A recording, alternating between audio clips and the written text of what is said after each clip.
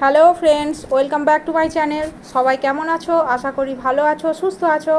আমিও ভালো আছি। আমার ইউটিউব চ্যানেলটি নতুন, আমিও ইউটিউবে নতুন।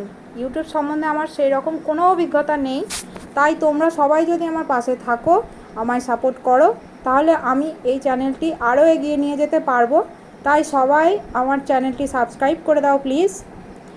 দেখো আকাশটা কত সুন্দর সকালবেলার। এইটা আমার ঠাকুরের সিংহাসন, এখনও সাজানো হয়নি, জাস্ট পরিষ্কার করেছি।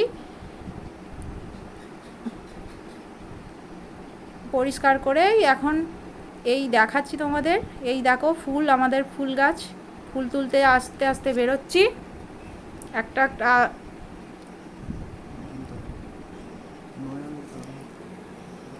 ফুলগুলো দেখো, এটা এটা চেন্নাই টগর।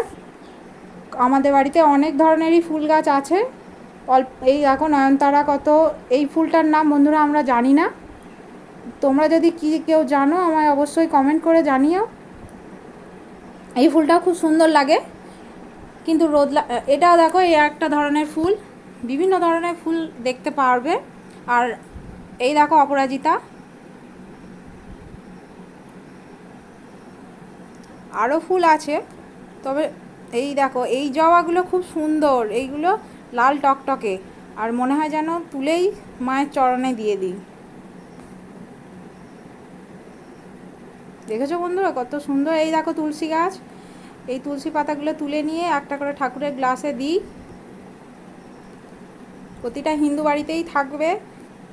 এই দেখো সব ফুল তুলে নিয়ে এসেছি, অনেক এক পেতে ফুল হয়েছে। আজকে তাও সব তুলতে পারিনি,